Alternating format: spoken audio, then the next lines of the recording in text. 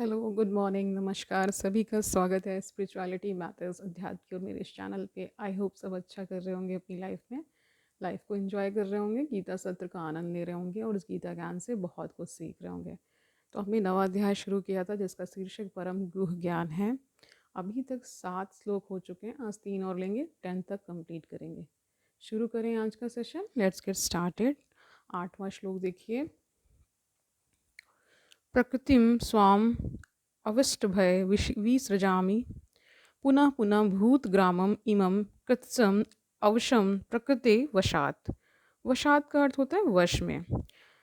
उसका अर्थ देखिए, संपूर्ण विराट जगत में अधीन, मेरे अधीन है। भगवान कह रहे हैं कि संपूर्ण विराट जगत मेरे अधीन है या मेरी इच्छा से बारंबार स्वतः प्रकट होता रहता है और मेरी ही इच्छा से अंत में विनष्ट होता है।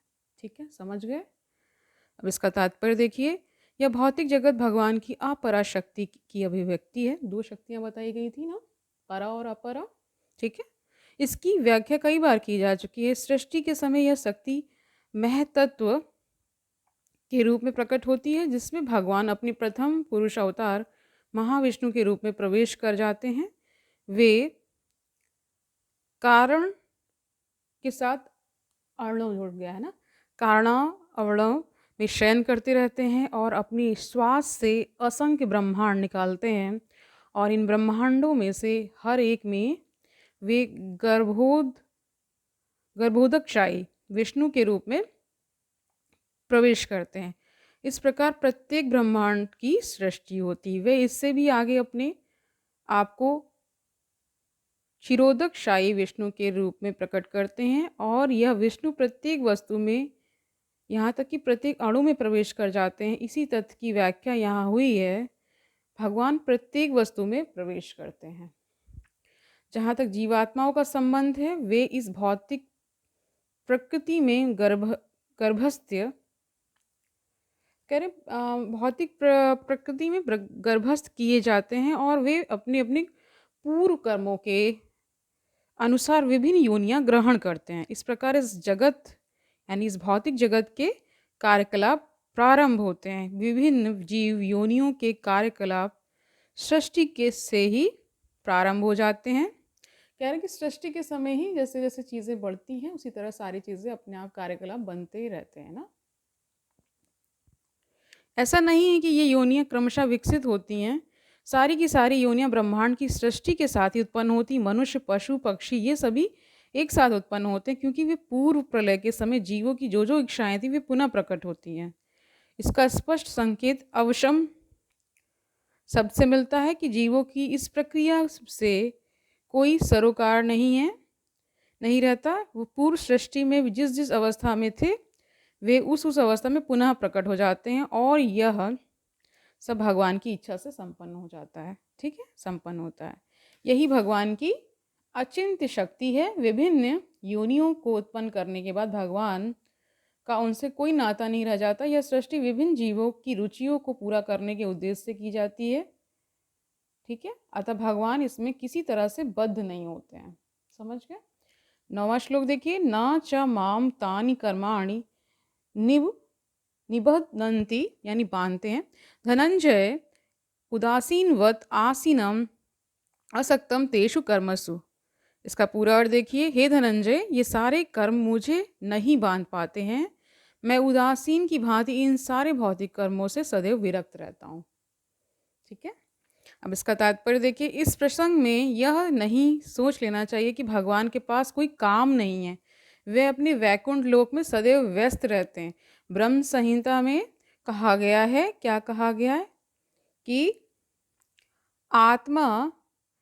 आत्मा रामस्ति तस्यास्ति प्रकृत्या न समागमः, यानी कि वे सतत दिव्य आनंदमय आध्यात्मिक कार्यों में रत रहते हैं, किंतु इन भौतिक कार्यों से इनका कोई सरोकार नहीं रहता। सारे भौतिक कार्य उनकी विभिन्न शक्तियों द्वारा संपन्न होते रहते हैं। वे सदा ही इस सृष्टि के भौतिक कार्यों के प्रति उदासीन रहते हैं।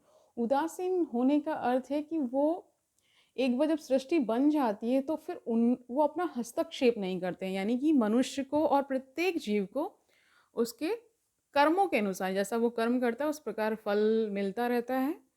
और वो फिर अगर इस मान लीजिए इस जन्म में नहीं हुआ तो अब वो कैरी फॉरवर्ड हो जाता है। जैसे हम जैसे पूर्व का हमारा जो है वो क्या है, किस फॉर्म में, प्रारब्ध के फॉर्म में आ गया। ठीक है, इस तरह से चीज़ें चलती रहती हैं। ठीक है, उदासीन रहते हैं इसका मतलब इनडिफरेंस एटीट्यूड उनका रहता है।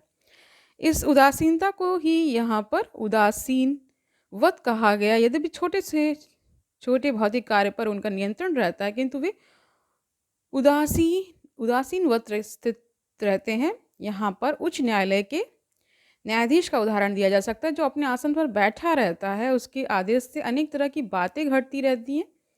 किसी को फांसी दी जाती है, किसी को कारावास की सजा मिलती है, तो किसी को प्रचुर धनराशि मिलती है, तो भी वह उदासीन रहता है।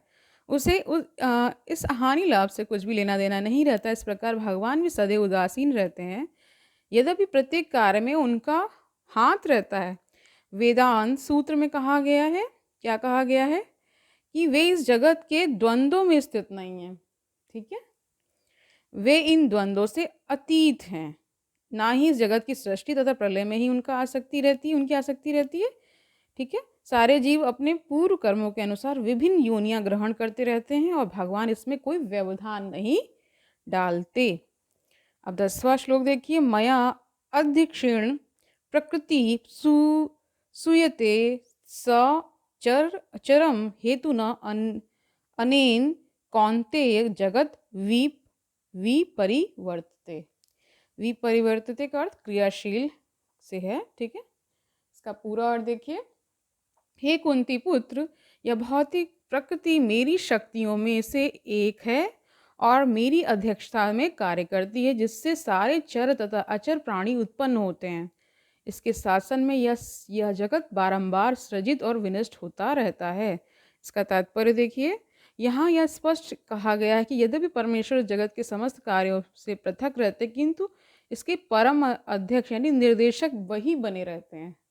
ठीक है, परमेश्वर परम इच्छामय हैं और इस भौतिक जगत के आधार भूमि स्वरूप हैं, किंतु इसकी सभी व्यवस्था प्रकृति द्वारा की जाती। भगवत गीता में कृष्ण यह कहते हैं, मैं विभिन्न योनियों और रूपों वाले जीवों का पिता हूँ। जिस तरह पिता बालक उत्पन्न करने के लिए माता के गर्भ में वीर स्थापित करता है, उसी प्रकार परमेश्वर अपनी चितवन मात्र से प्रकृति के गर्भ में जीवों को प्रविष्ट करते हैं और वे अपनी अंतिम इच्छाओं तक कर्मों के अनुसार विभिन्न रूपों तथा योनियों में प्रकट होते हैं। ठीक है, अतः भगवान इस जगत से प्रत्यक्ष रूप में आसक्त नहीं होते, वे प्रकृति पर दृष्टिपात करते हैं। इस तरह प्रकृति क्रियाशील हो उठती है और तुरंत ही सारी वस्तुएं उत्पन्न हो जाती। चूंकि वे प्रकृति पर दृष्टिपात करते हैं, इसलिए परमेश्वर की ओर से तो निसंदेह क्रिया होती है, किंतु भौतिक जगत के प्राकट्य से उन्हें कुछ लेना देना नहीं रहता। स्मृति में एक उदाहरण मिला है, इस प्रकार है। जब किसी व्यक्ति के समक्ष फूल होता है तो उसे उसकी सुगंध मिलती रहती है, किंतु फूल तथा सुगंधी एक दूसरे से विलग रहते हैं। ऐसा ही संबंध भौतिक जगत तथा भगवान के बीच में भी है। वस्तुतः भगवान को इस जगत से कोई प्रयोजन नहीं रहता, किंतु वे ही इसे अपनी दृष्टिपात से उत्पन्न तथा व्यवस्थित करते हैं। सारांश के रूप में हम कह सकते हैं कि परमेश्वर की अध्यक्षता के बिना प्रकृति कुछ भी नहीं कर सकती, तो भी भगवान समस्त कार्यों से पृथक रहते हैं। ठीक है, सब कुछ करते हुए भी क्या रहते हैं, पृथक रहते हैं। तो आज के लिए इतना ही रखते हैं। ठीक है, आज के सेशन से हमने क्या जाना कि भगवान चितवन मात्र से इस सृष्टि की मतलब दृष्टिपात करते हैं और सृष्टि का सृजन होने लगता है। ठीक है, इससे पहले हमने जाना कि उन्हीं के आदेश से, उन्हीं की इच्छा से क्या होता है, बनती है सृष्टि, उनका पालन चलता है, सृष्टि का पालन चलता रहता है। फिर उसके बाद कुछ समय के बाद विनष्ट भी उन्हीं के आदेश इच्छा से हो जाती है। तो आज के लिए इतना ही रखते हैं। आई होप आज का सेशन आपके लिए लाभकारी रहा होगा, आपने बहुत कुछ सीखा होगा इससे। तो कल मिलते हैं, तब तक के लिए आनंद से रहिए, सुखपूर्वक अपना जीवन व्यतीत करिए, अच्छे कर्मों को करिए, कर्मों की चेकिंग करते रहिए, आसपास पॉजिटिविटी को फैलाइए और ये भी याद रखिए कि ये गीता ज्ञान कितना आवश्यक है। कल मिलते हैं, तब तक के लिए हरि ओम तत्सत।